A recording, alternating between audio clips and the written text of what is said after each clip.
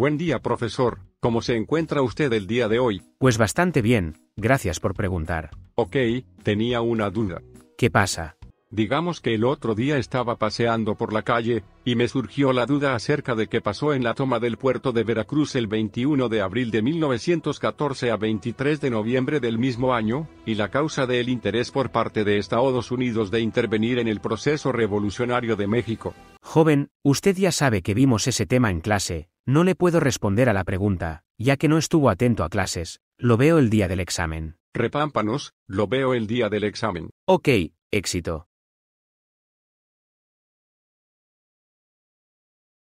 Oh no, ¿cómo le haré para pasar ese examen de historia? No sé nada del tema.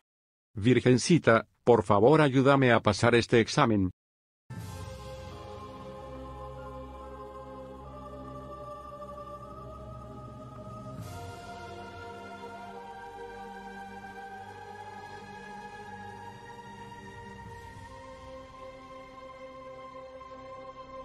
Oh vaya, ¿qué es eso en mi monitor? Hola, bienvenidos a Canal de Historia, donde discutimos temas de historia acerca de un canal acerca de la historia. Y el día de hoy estaremos discutiendo acerca del tema de la toma de Puerto Veracruz en 1914 por parte de Estados Unidos.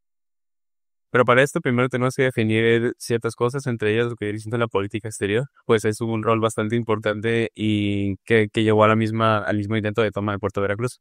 Una política exterior se entiende como una serie de guía que toma un país con tal de obtener un beneficio político y guiar sus relaciones con otros países externos. Las políticas exteriores usualmente están constituidas por tratados comerciales, alianzas militares y acuerdos políticos. Este mismo es un factor clave en diversas guerras o conflictos bélicos del mundo, pues puede guiar la posición del mismo país dentro del globo a lo largo de una guerra.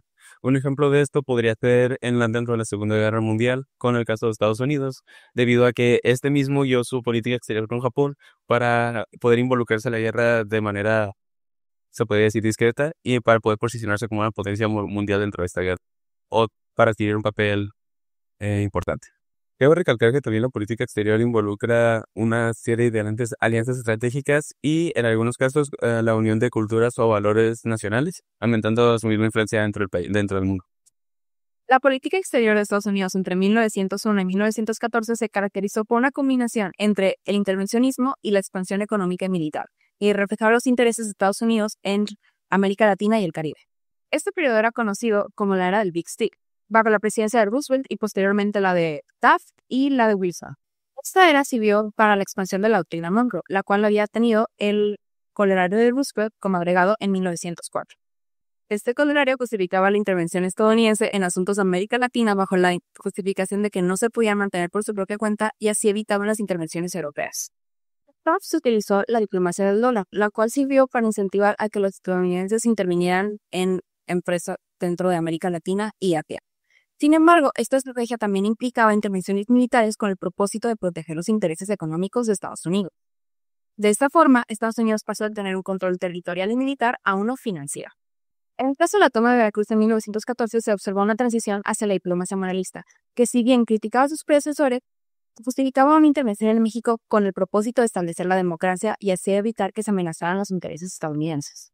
Adicionalmente, se puede observar la diplomacia moralista en la intervención de Estados Unidos en República Dominicana, donde tras fallar a pagar su deuda externa, lo cual se había acordado entre un convenio firmado en 1907 entre ambos, Estados Unidos aplicó la diplomacia moralista al intervenir en ese periodo de gran inestabilidad política que existía en el país, donde Estados Unidos intervino militarmente para, según ellos, restablecer la paz y el establecimiento del orden dentro de Santo Domingo.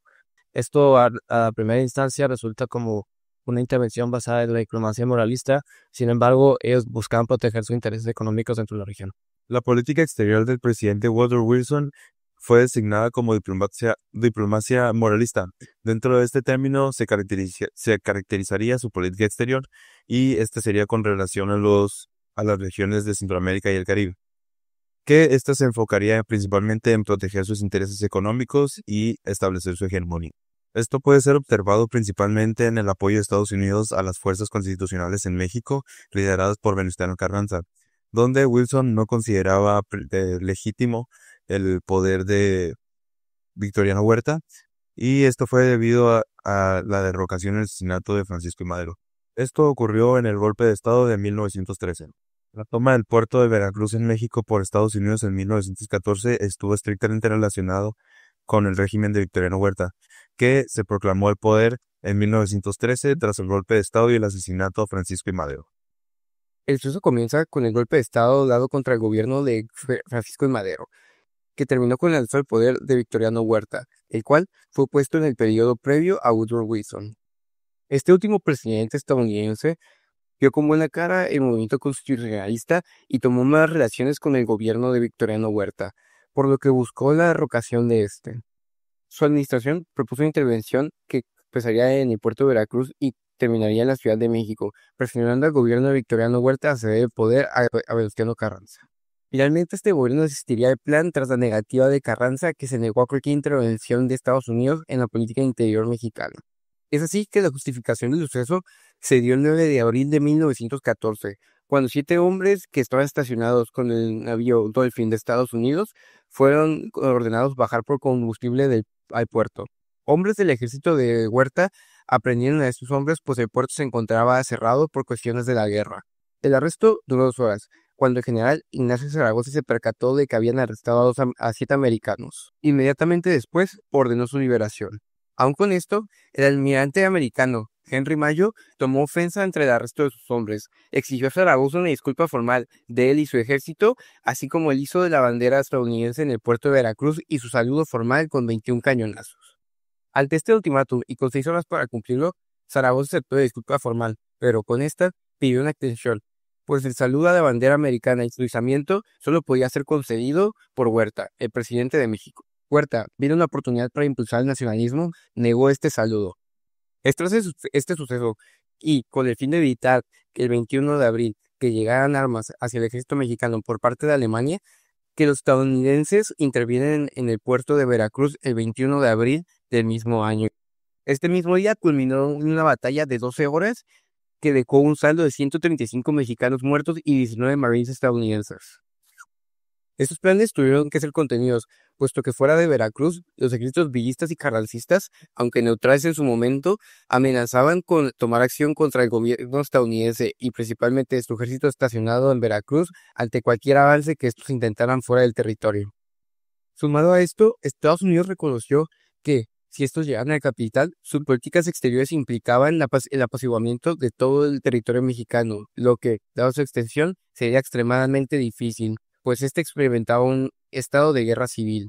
Y, con el panorama de 1914 en la política exterior de todo el mundo, no podían permitirse este desgasto militar.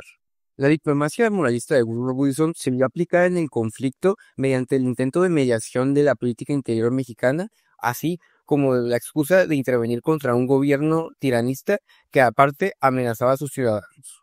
Vaya, eso sí que fue un video de historia, ahora lo comprendo todo, pasaré ese examen y sacaré un 10.